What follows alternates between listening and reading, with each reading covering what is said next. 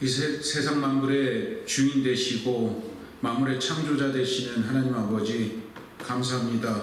태초에 계획하셔서 우리를 이 자리에 오늘날 만나게 하시고 우리가 이렇게 귀한 날에 아름다운 성전에 나와서 예배할 수 있게 하심을 감사드립니다. 주님, 한 주간도 지켜주시고 저희의 육신과 정신과 영 모든 것을 주님께서 붙잡아 주셔서 오늘날 이렇게 안전하게 있을 수 있게 하심을 감사드립니다. 주님, 저희들은 부족합니다. 저희가 알게 모르게 지은 죄, 육신으로 지은 죄, 마음으로 지은 죄, 주님께서 불쌍히 여겨주시고 주님, 저희가 죄 짓지 않도록 주님 저희들을 붙잡아 주시옵소서. 무엇보다도 우리 자녀들의 마음과 그런 모든 환경들을 주님께서 지켜주시옵소서. 저희 자녀들이 학생도 있고 직장인도 있사오니 주님, 각자가 처한 상황을 아시는 주님께서 그들의 한 걸음 한 걸음을 주님께서 인도하여 주시옵소서. 오늘 이 예배에 주님 축복하여 주시고 말씀 전하시는 목사님과 사모님에게 축복하여 주시고 목사님께 지식과 지혜와 영권을 허락하셔서 듣는 여기에 있는 우리도 변화받게 하여 주시옵시고 인터넷과 방송으로 듣는 모든 이에게도 주님의 말씀이 전파될 수 있도록 주님께서 인도하여 주시옵소서. 예수님의 이름으로 기도했습니다. 아멘.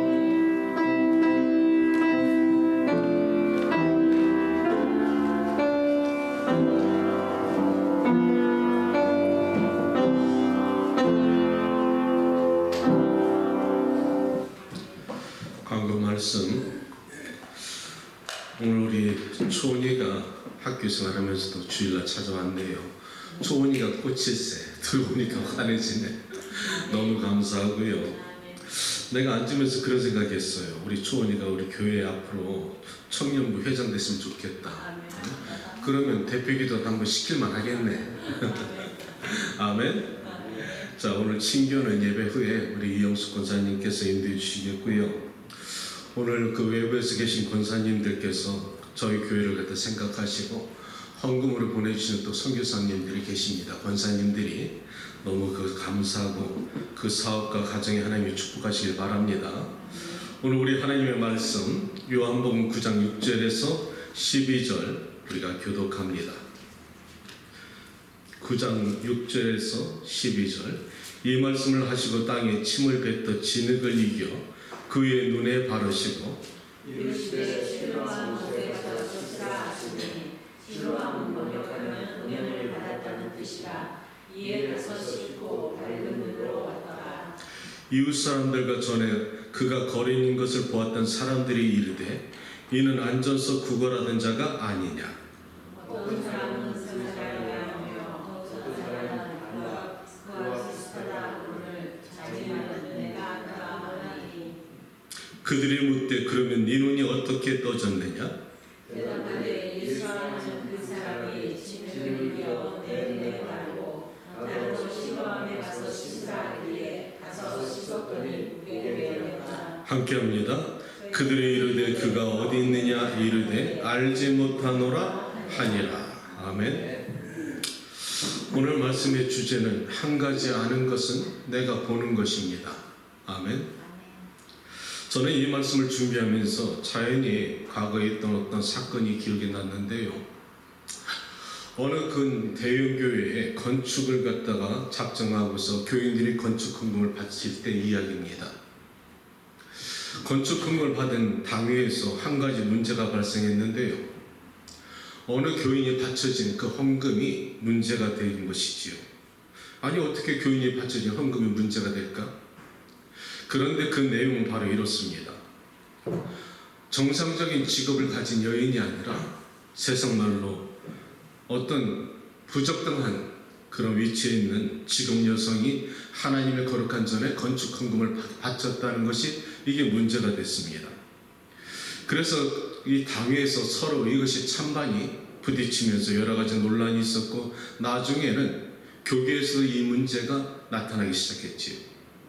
결국 당회는 여러 가지 고심 끝에 어떻게 결정이 됐느냐, 그 여자 교인에게 헌금을 돌려주는 것으로 끝이 났습니다.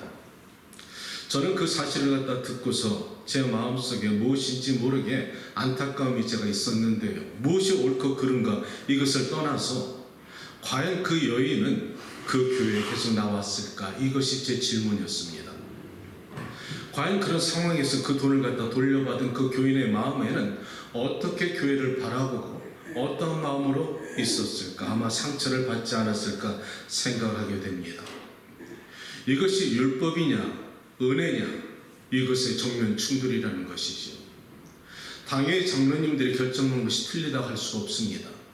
왜냐하면 신명기 23장에는 분명히 성경 말씀에도 창기의 번동과 개같은 소득으로 여호와의 전에 가져오지 마라, 분명히 성경에도 그렇게 있기 때문이죠. 자, 그렇다면 그 성경의 관점으로 율법으로 계명적으로 그렇게 당에서 결정했다는 것도 잘못된 것이 없지만은, 그렇다면 질문하고 싶은 것이 바로 이거였습니다. 창기의 번돈과 개같은 소득으로 번 돈이 그것뿐이냐? 우리가 세상에 살아가면서 잘못된 돈도 있잖아요. 사기친 돈, 또 탈세한 것, 사람들의 직장 생활하면서 사람들을 다스리면서 인권을 갖다 침해하고 인건비를 착취한 것, 정직하지 못한 돈, 여러 가지 문제를 갖다 율법적으로 이렇게 펼쳐보면은 세상에 걸리지 않을 것이 거의 없다는 것이죠. 그런 관점에서 틀린 것이 아닌데, 저는 그 순간에 이런 생각을 해봤습니다. 예수님이라면 과연 이 문제를 어떻게 해결하셨을까? 법보다는 예수님의 관점에서 이것을 한번 깊이 생각해 보자는 것입니다.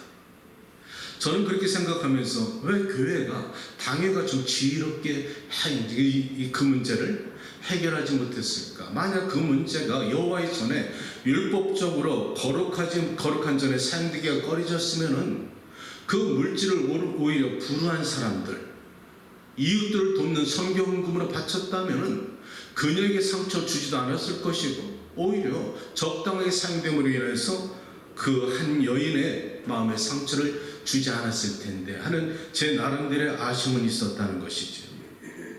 오늘 이 말씀을 갖다 생각해 보면서 제가 그 생각을 돌이켜 생각해 본 것은, 과연 이것이 옳으냐 틀리냐 이것을 갖다 우리가 따지기 전에 열매를 보고 결과를 보자는 것이죠.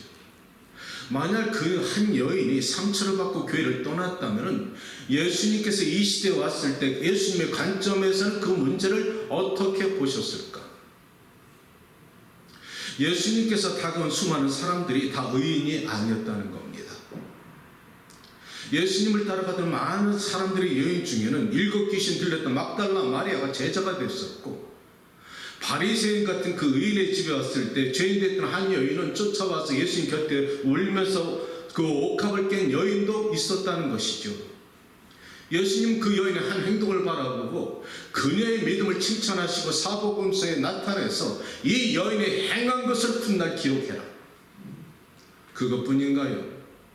수가성 여인 깨끗한 여인 아니었습니다. 5 남편이 있었고 지금 있는 남편도 남편이 아닌 그 여인에게 복음을 전하신 예수님은 그녀의 어떤 죄를, 과거의 죄를 갖다 정죄 판단하시기 전에 그녀의 영혼을 갖다 살리는데 예수님은 마음을 드셨다는 것이죠. 자, 그렇다면은 우리 예수님은 과연 어떤 마음으로 그 사건을 보셨을까? 또 오늘 성경은 그 관점에서 한번 여러분이 이 말씀을 갖다 들어가 보면은 3 사람이 등장하는데, 소경과 예수님과 바리새인이 등장합니다. 성경은 오늘 이렇게 시작합니다. 예수님께서 길을 가실 때 나면서부터 소경이 되었던 한 맹인을 발견하게 됩니다. 그때 제자들이 묻기를, 예수님, 이 자가 태어나면서부터 이 소경된 것은 그 아비의 죄로부터입니까? 이 사람의 죄로부터 왔습니까? 이렇게 예수님께 묻지요. 예수님께서 답하십니다. 아니다. 이 사람이 소경이 된 것은 그 부모로부터 온 것이 아니고 그 스스로 된 것이 아니라 하나님의 영광을 나타내기 위해서임이니라. 아멘. 여기서 우리가 깨닫는 것은 여러 각도로 볼 수가 있다는 것이죠. 사람이 이 땅에 태어나면서 불행한 환경에 태어나는 것은 그 부모의 죄로부터 올 수도 있다는 것. 또 스스로가 죄를 지어서 올 수도 있다는 것이 우리가 깨닫지만은 그렇지 않을 수도 있다는 겁니다. 오히려 후반전에 나타나신 말씀은 우리가 이 땅에 태어나서 불행한 환경이 있다고 좌절할 것이 아니고 절망할 것이 아니라 때로는 하나님이 찾아오셔서 예수님 우리를 구원하시고 복을 주시고자 하는 불행일 수도 있다는 것이지요. 오늘 성경은 우리에게 놀라운 것을 깨닫게 해주시는데 이 땅에 찾아오신 예수님에게 초점을 주고 있다는 겁니다. 구약의 율법이 먼저냐 말씀이 먼저냐 이것보다는 찾아오신 예수님에게 성경은 중점을 두고 있다는 것이지요. 오늘 이것은 확실하게 바리새인과 예수님과의 마찰, 구약과 신약의 마찰, 율법과 은혜의 마찰입니다. 한마디로 정면 충돌입니다. 자, 우리가 옛날에 구약의 말씀을 보면은 구약에는 수많은 사람들이 자신의 죄를 회개하기 위해서 어떤 마음의 서원을 갖다 응답받기 위해서 우리가 하나님의 거룩한 제단에 찾아가거나 성소에 찾아가서 번제를 드리고 마음의 소원을 하나님께 드립니다. 그렇죠? 우리가 찾아갑니다. 그런데 신약에는 하나님의 아들이 찾아오셨다는 것이죠. 오늘 이 소경된 자는 예수님을 찾아간 게 아닙니다. 예수님이 찾아오셨다는 겁니다. 이 놀라운 사건 가운데서 우리가 깨닫는 것은 좀 더 쉽게 풀이해드리면 구약은 우리가 병이 낫거나 아프면은 병원에 찾아가서 우리가 의사를 찾아보고서 우리가 찾아갑니다. 그런데 신약에는 의사가 아픈 우리에게 찾아와서 아픈 우리를 치료해 주시는 것이 신약의 예수님이라는 것이죠. 아멘. 우리는 지금 신약 시대를 살아가고 있다는 것이죠. 우리가 예수님을 알지 못하지만 때때로 믿음이 없지만은 때때로 우리 절망적인 상황과 낙심된 인생에 갑자기 예고도 없이 찾아오시는 예수님이 신약의 예수님이라는 겁니다. 믿음 없는 사람에게 찾아와서 믿음을 주시는 것이 오늘날 은혜의 하나님이라는 것이죠. 이것을 바리새인의 관점에서 볼 때는 틀렸다는 겁니다. 그럴 수가 없다는 것이지. 그 문제가 오늘 이 성경 말씀에서 나타나는데요. 예수님은 제자들에게 이렇게 말씀하시면서 이제 이 눈먼 소경이에게 다가가십니다. 잘 들어보세요. 너무너무 이 말씀 속에서 우리에게 깨닫는 여러 가지가 있는데 예수님께서 그 소경에게 찾아가십니다. 소경은 나면서부터 소경이 있기 때문에 자기가 세상의 하늘과 땅이 어떤 것이며 색깔이 어떤 것이며 사람의 형상이 어떤 것이 아무도 그 사람을 상상조차 못합니다. 그런데 예수님이란 분이 찾아와가지고 땅에다가 침을 갖다 뱉고 그 진흙을 이겨가지고 이 소경의 눈에 바릅니다. 자, 여기에서 우리는 예수님이 다른 모습을 발견하게 되는데요. 무엇이 다를까요? 예?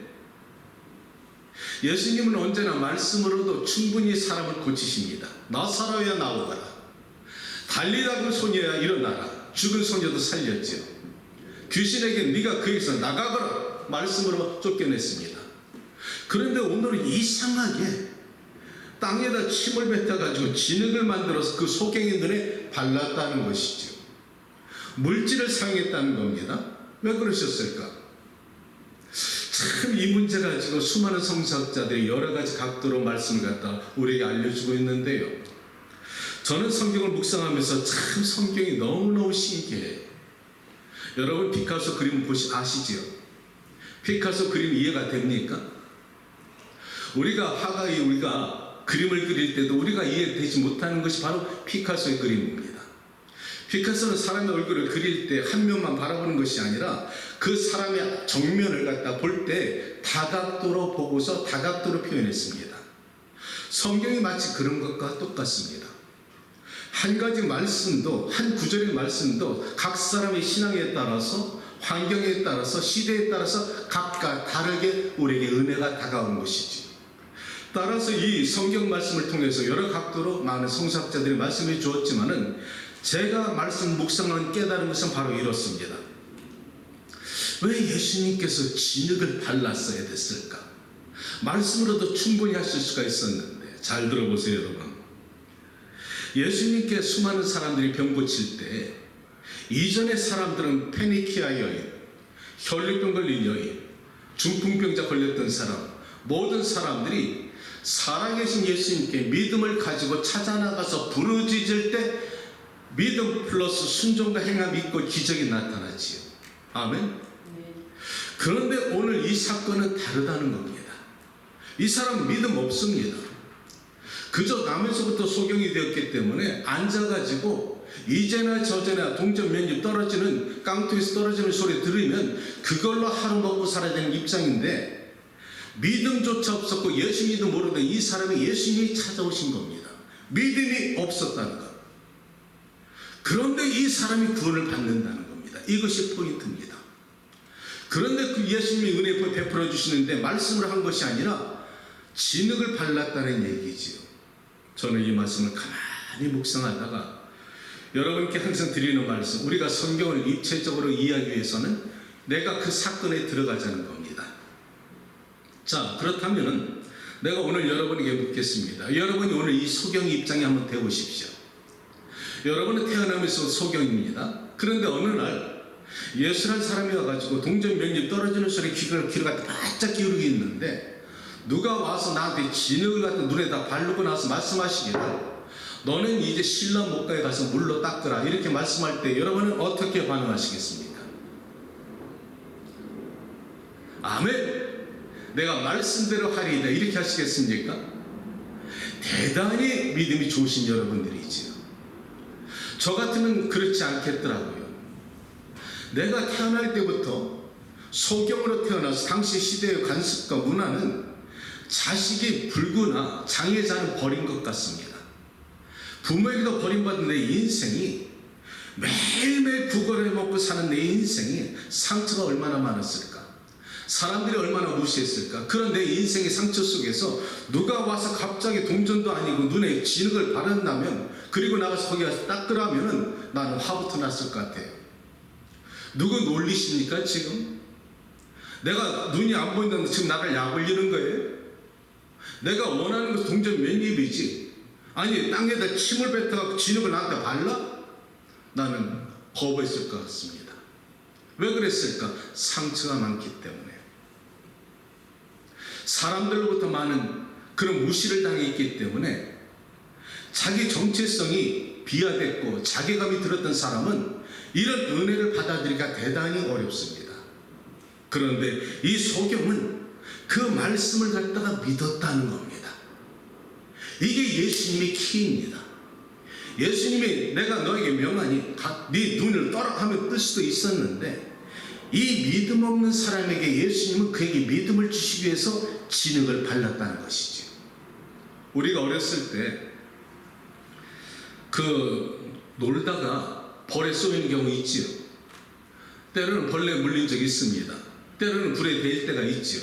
그러면 우리가 울면서 집에 들어서 엄마한테 약 발라달라 할 때 어머니들이 약이 없으면 그 민간요법으로 쓴 것이 무엇입니까? 예? 된장. 또 간장. 그렇지요. 맞습니다. 아마 민집사님 발라보신 것 같네요. 난 빨간 약 발라. 그러면 잘 사는 집이고. 자, 보십시오. 이게 민간요법입니다. 그 민간요법을 엄마 아빠가 날 발라주면 어렸을 때 그것이 나을지 안 나을지 모르고 아이는 위안을 받습니다. 아이는 위로를 받고 믿게 된다는 것입니다. 복잡하지 않은 아이, 단순한 아이들은 믿는다는 것이죠. 왜? 엄마가 발라줬으니까. 이처럼 예수님은 아무 믿음 없는 그에게 다가가서 민간요법으로 발라준 것이죠. 얘야, 내가 네 문제가 네 눈에 있지? 내가 약을 발라줄 거야. 그리고 너 신라 못 가서 한번 씻어봐. 그럼 낫게 될 것이니라. 예수님이 발라주시고 말씀한 것을 이 소경은 믿게 되었다는 것입니다. 기대가 나타나기 시작했다는 것이죠. 그 발라주심으로 인하여서 이 소경은 자신의 인생이 바뀌어질 수 있다는 믿음이 생기기 시작했다는 겁니다. 이것이 예수님이 방법했다는 것이지요. 그리고 이 소경은 그 말씀에 따라서 오늘 성경 말씀처럼 나는 몰라요. 내가 한 가지 아는 것은 그의 말씀대로 행했더니 내가 보는 것입니다. 아멘. 단순하자는 것이지. 복잡하지 말자는 것입니다. 아멘. 오늘 이 예수님은 이에게 그 말씀대로 그에게 나타나시고 그에게 명령하실 때 그가 순종했다는 것 뿐이지요. 실로함의 뜻은 보내심을 받았다는 얘기입니다. 자, 보내심을 받았다는 것이 완결되기 위해서는 무엇이 따라야 될까요? 가야 됩니다. 오늘 예수님은 바로 이것을 통해서 우리에게 주시는 교훈이라는 것이지. 어떤 사람은 먼저 교회에 와서 은혜를 받고 나서 구원받는 사람이 있지요. 성령 받는 사람이 나중에 있습니다. 그런데 어떤 사람은 먼저 성령 세례 받고 교회 생활하는 사람도 있다는 것이죠. 오늘 이 소경은 먼저 은혜를 받고 나서 예수님의 말씀에 따라서 믿음과 그렇게 순종을 통해서 기적을 이끌어가면서 신앙생활로 가는 모습을 얘기합니다. 예수님의 제자들 중에서도 두 가지 부류의 사람들이 있었죠. 요한과 안드레는 예수님을 따라갔습니다. 선생님 어디로 가십니까? 그렇게 예수님을 따라갔지만 바울은 아니라는 것이죠. 바울은 다메섹 도상에서 하나님을 만난 후에 신앙생활에 갔던 것과 똑같은 예라는 것입니다. 다시 말해서 내가 예수 믿기 전에 성령 세례 받았느냐, 성령 받고 예수 받았느냐, 똑같은 관점에서 하나님이 여러분에게 주시는 축복이라는 것입니다. 사랑하는 성도 여러분, 저는 이 말씀 갖다가 묵상하면서 여러 가지 깨닫는 것이 있었는데요. 우리가 이 말씀을 갖다 듣는 것으로 아멘 하고 나서 행함이 없다면 과연 기적은 일어나겠는가? 문제는 우리가 요즘 다 그렇게 산다는 거예요. 주일날 말씀 듣고서 아멘 아멘 하면서 내 삶에 적용하지 않을 때 기적을 기대하지 말라는 겁니다. 오늘 이 소경은 분명히 다시 말씀드리겠지만 내가 아는 것은 말씀대로 행했을 뿐입니다. 이렇게 그가 고백하는 것은 그렇게 했더니 기적이 나타나던데요, 이 말입니다. 문제는 내 마음이 안 믿어진다는 거지. 여러분과 나의 문제는 복잡하다는 거야. 그건 그 사람이 느끼는 것이고 나는 안 믿어져요. 이런 사람에게는 오늘도 기적을 구경만 하지 내 삶에 체험할 수가 없다는 것입니다. 제발 내가 바라는 것은 신앙은 단순할수록 좋다는 겁니다. 진리가 무엇인가요? 삶의 마지막 자랑이 무엇인가요? 인생의 도를 닦는 것이 무엇인가? 이렇게 복잡한 사람은 참 힘들어.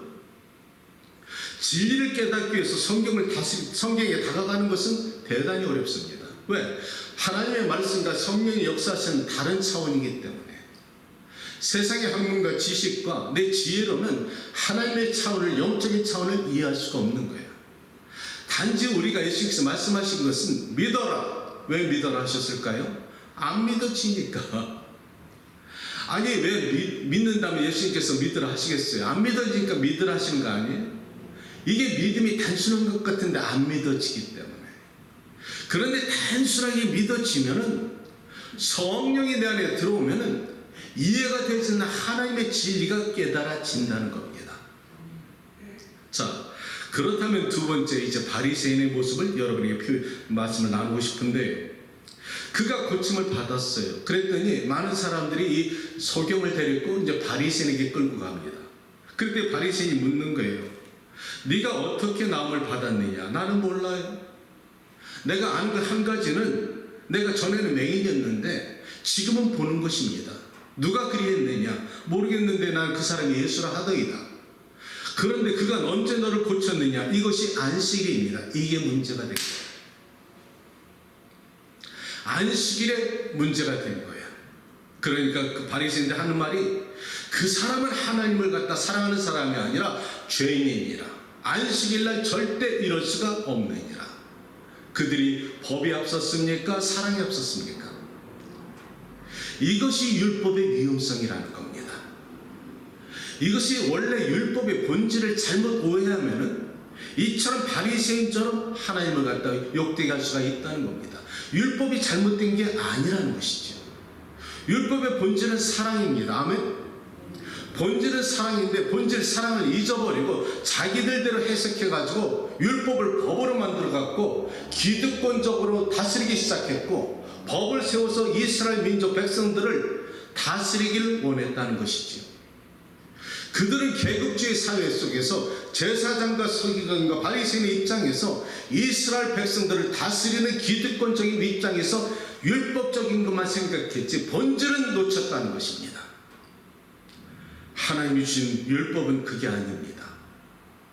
율법대로 만약 한다면 이들은 율법을 지키지도 못했을 뿐 아니라 이들은 스스로 율법을 지킬 그런 능력도 없다는 것이죠. 그런데 안식일날 하나 잡고서 안식일날 그 사람이 고쳤으니 그 사람은 죄인이고 너도 온당하게 네가 고침받았다는 것이 잘못된 것이니라 이렇게 말하는 것이죠. 자, 그렇다면 무엇이 옳을까 이 말입니다. 율법과 은혜의 부딪힘인데요. 마가복음 23장에서 말씀하시기를 예수님은 이렇게 말씀하십니다.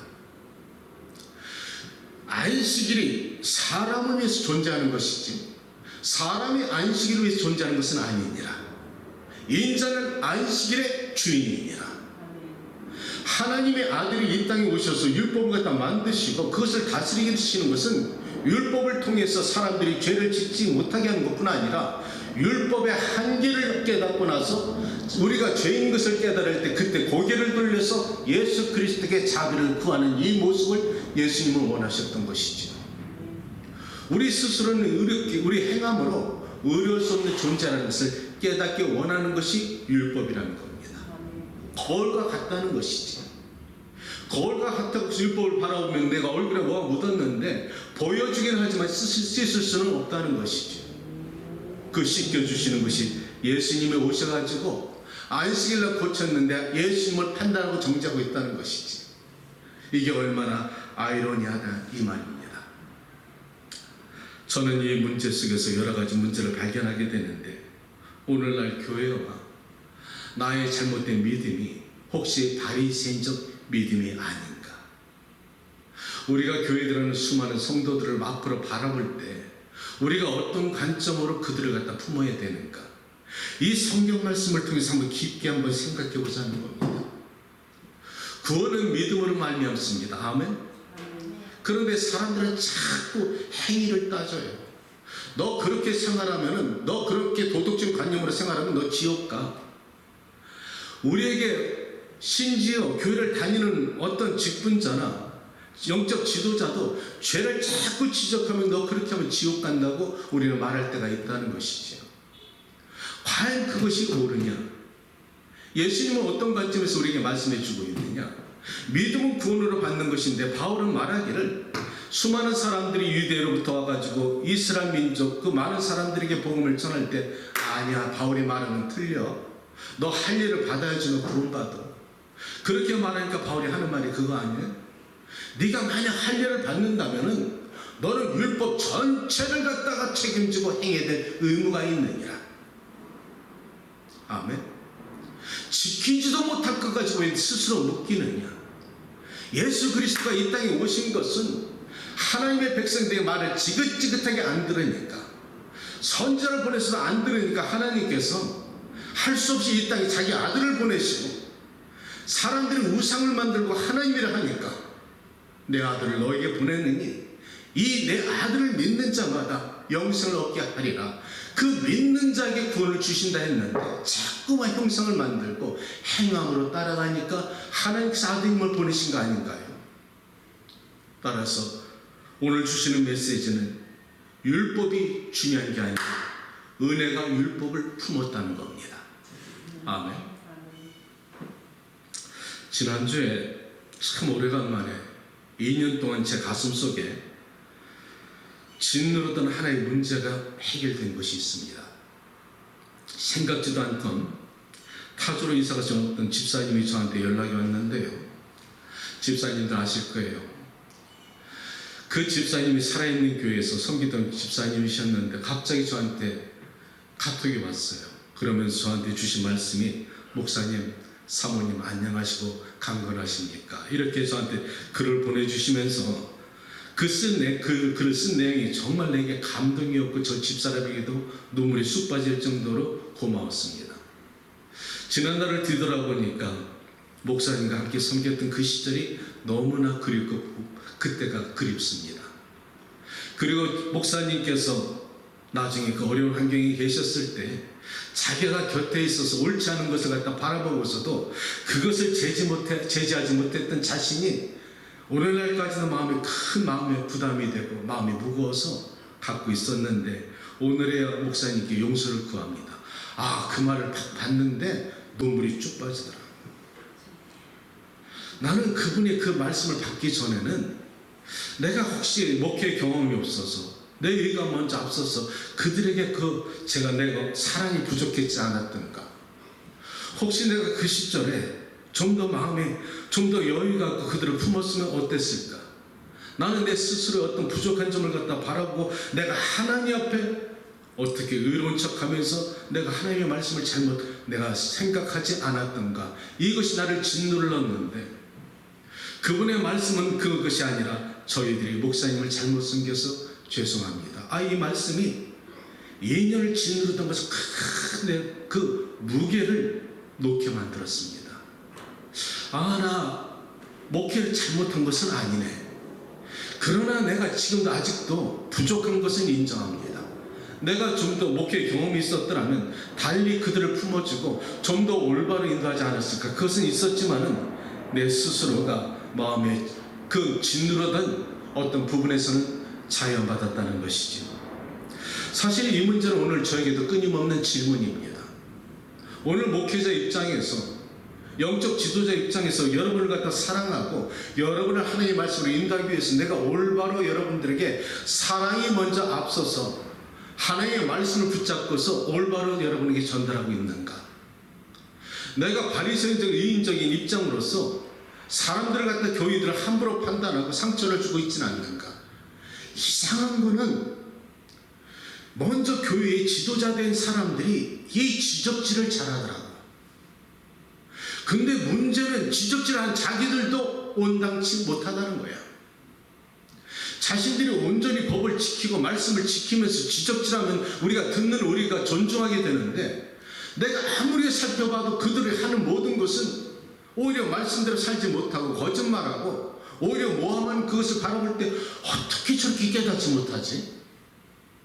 어떻게 자신을 저렇게 알지도 못하고 사람들에게 정죄하고 그러지 말라고 교인들의 상처를 주는가? 만약 그렇다면 오늘날 교회에 오는 수많은 사람들이 거룩한 전에 와서 예배를 올바로 들을 수가 있겠는가? 쉽게 말하면 술, 담배 먹는다고 교회 못 온다면 그게 교회입니까? 저는 그렇게 생각합니다. 술, 담배 끊고서 교회에 오라면 어떻게 그 교회 노릇 하겠느냐고요. 밖에 나가서 죄 짓지 말고 교회에 오라면 그게 교회 역할을 하겠느냐고요. 예수님은 이 땅에 오신 목적은 병든 사람들을 고치고 의원의 모습으로 이 땅에 오셨고, 교회는 영적 병원인데 술, 담배 끊고 교회에 오라면 멀쩡하게 세상에 나가서 다 거룩하게 되고 교회에 오라는 것과 똑같은 말인데, 그런 삶의 교회에 필요한가 이 말입니다. 있는 모습 그대로, 세상에 상처받고 부족한 그대로 예수 믿고 싶어서 교회에 나왔다면 그 허물을 덮어주고 은혜 받으면 자기들 스스로 알아서 끊어. 그런데 은혜도 받기 전에 밖에서 그거 끊고 오라면 누가 교회가 교회다운 역할을 하겠느냐 이 말입니다. 우리가 이 말씀을 기준으로 보면은 우리가 바리새인의 관점으로 성도들을 앞으로 맞이하고 성도들을 섬긴다면은 오늘 예수님께서 우리에게 무엇이라 말씀하실까? 성경은 이렇게 말씀하십니다. 9장 28절에 그들이 욕하여 이르되 너는 그의 제자이나 우리는 모세의 제자라. 이 사람들은, 바리새인들은 분명히 알고 있습니다. 너는 예수님의 제자야. 그런데 나는 모세의 제자야. 이게 무엇이 옳고 그른가 여러분 판단할 수 있잖아요.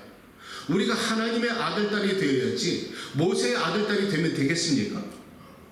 이것이 바리새인들의 착각이라는 것이죠. 그리고 말씀하시기를 41절에 너희가 맹인이 되었더라면 죄가 없으려니와 너희가 번거로 죄가 없다 할 수가 없느니라. 아멘. 바리새인들아, 너희들이 맹인이라면 죄가 없다 할 수 있겠지만은 너희들은 두 눈 번쩍 휘둘면서 뭐가 진리인지도 알지 못하고 오히려 하나님의 일을 다 방해하고 판단하고 정죄하니 너에게 죄가 있으리라. 아멘. 이 말씀을 갖다가 제가 묵상하면서 제 자신에게 주는 말씀입니다. 아, 내가 정신 똑바로 차리겠구나. 교회에 들어오는 수많은 사람들을 함부로 판단하지 말아야겠구나. 내가 보이는 시각적으로 판단하지 말고 내가 예수 그리스도의 마음으로 품어야 되겠구나. 그러나 그것은 나뿐이 아니라 여러분도 그리하여 될 줄 믿습니다. 이것이 교회가 할 일인 줄 믿습니다. 오늘 말씀을 정리합니다. 나만 잘하면 됩니다. 아멘. 남들 바라볼 거 없습니다. 먼저 나만 잘하면 최소한 공동체에 하나님의 선한 역할은 나타날 수가 있다는 것이지요. 기도합니다. 우리가 기적을 체험하는 것은 하나님 복잡하지 않으면 좋겠습니다. 단순할지라도 말씀대로 행했더니 기적이 따라오더이다. 그러나 바리새인은 기적을 바라보면서도 내 것으로 느끼지도 못하고 오히려 하나님의 영광을 하나님의 욕된 것으로 바꿔버리고 맙니다. 영원하신 아버지 하나님, 우리가 이 잘못된 해석을 통하여서 율법을 곡해하지 말게 하시고 본질을 깨닫게 도와주시어서 올바른 사랑과 올바른 잣대로 성령을 섬길 수 있도록 축복하여 주시며 내 스스로가 의에 사로잡히지 않도록 축복하여 주시옵소서. 예수님의 이름으로 기도합니다. 아멘. 우리 말씀을 묵상하시면서 우리 하나님께 고백하는 송축의 내용은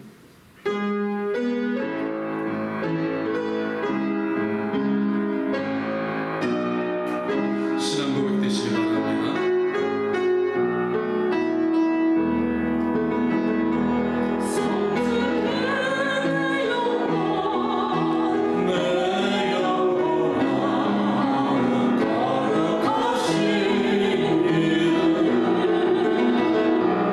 이도는 없어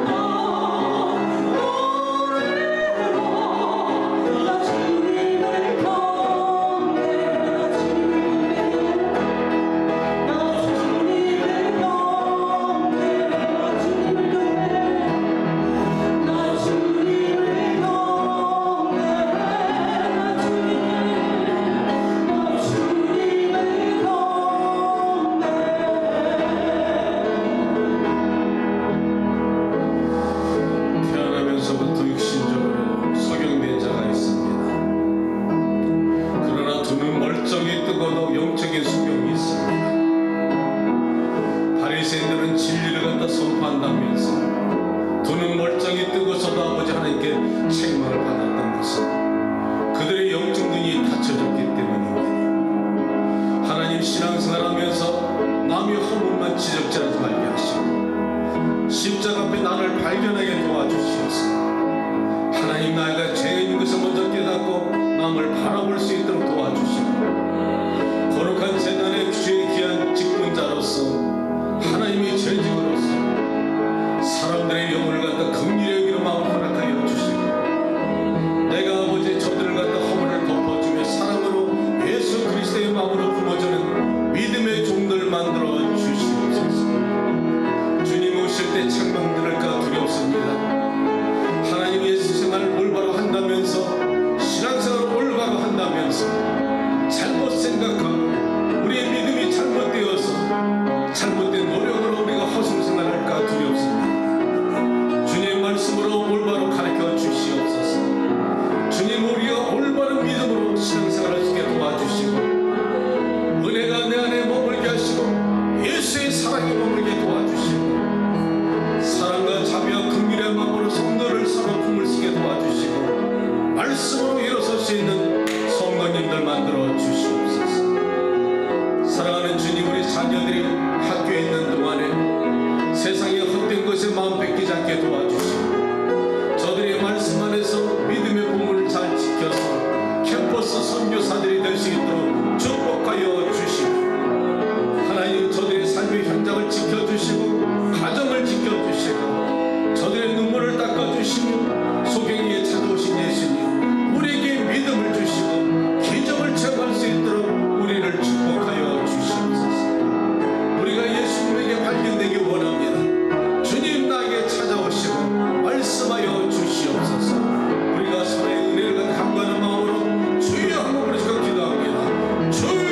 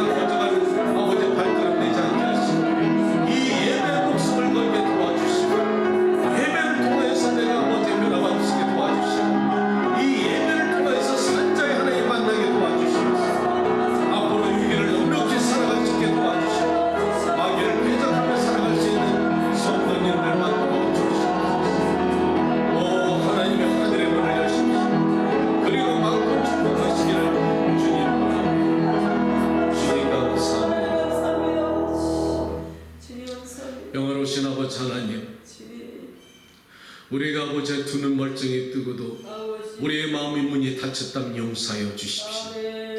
그러나 오늘 말씀을 통하여서 우리에게 찾아오신 예수님, 내게 믿음이 없지만 내게 믿음과 순종을 가르쳐 주신 예수님, 그 주님을 사랑하고 환영합니다. 주님, 오늘 이 시간에 오셔서 믿음 없는 저희들을 갖다 불쌍히 여기시고 믿음을 주시고 하나님 우리에게 행할 수 있는 순종까지 허락하여 주시옵소서. 우리가 6일 동안의 기적을 체험하는 믿음의 종들로 축복하여 주시옵소서. 우리가 성경 말씀을 갖다 지식적으로 우리가 깨닫는 것이 아니라 삶의 아버지 우리가 실천해서 기적을 체험하는 귀한 믿음의 종들을 만들어 주시길 원합니다. 오늘도 거룩한 제단에서 믿음으로 아버지 예배 승리한 주의 종들을 축복하여 주시고 말씀에서 약속하신 대로 물질을 바쳐드리오니 이 물질이 쓰여지는 곳마다 하나님의 영광이 나타나게 하시고 감사의 물질, 우리가 아버지 10의 바친 모든 손길마다 체험적인 신앙으로 나타나시기를 간절히 바라고 원합니다. 사랑하는 우리 자녀들이 어디에 있을지라도 불꽃 같은 눈동자로 지켜주시고 애비가 흘리는 그 눈물이 방울이 되어서 그 영혼을 살려주시는 것처럼 그 자녀들을 살려주시기를 간절히 간구하고 원합니다. 세상의 빛과 소금의 역할 잘 감당하게 도와주시어서 하나님의 자랑받는 아버지 귀한 믿음의 여종과 남종들로 축복하여 주시며 제단에서 아버지 눈물 뿌려 선교하고 또 아버지 개척교회를 섬기는 귀한 직분자들 있사오니 이들의 섬김이 하나님 힐링의 역사에 남게 도와주시고 하나님의 생명책에 남아 주시어서 수고했다 아들아 수고했다 딸아 그 시절에 너희들의 수고한 것과 땀 흘린 것은 내가 기억하노라 책아버지 칭찬하시는 놀라신 은혜가 있기를 원합니다. 사랑하는 제단에 수고하시는 모든 아버지 권속들과 사랑하는 자녀들의 손기들을 들어주실 줄로 믿사오니 믿음대로 이루어질 줄 믿습니다. 자리에서 일어나시기 바랍니다. 축도합니다. 이 시간에도 우리와 함께 하시고 우리의 마음속을 감찰하신 놀라신 하나님의 은혜와 그 아들 예수 그리스도의 무한하신 사랑과 성령의 감동감화 교통하심이 저들의 심정을 통과하시고 저들의 소원을 들어주시며 저들의 자녀와 함께 하시고 이 시간에 함께하지 못한 권속들이 어디에 있든지 저들에게 함께 하시고 지금도 고통받는 전쟁터와 선교지와 미종족 전도 종족마다 지금부터 영원까지 함께 계실지어다.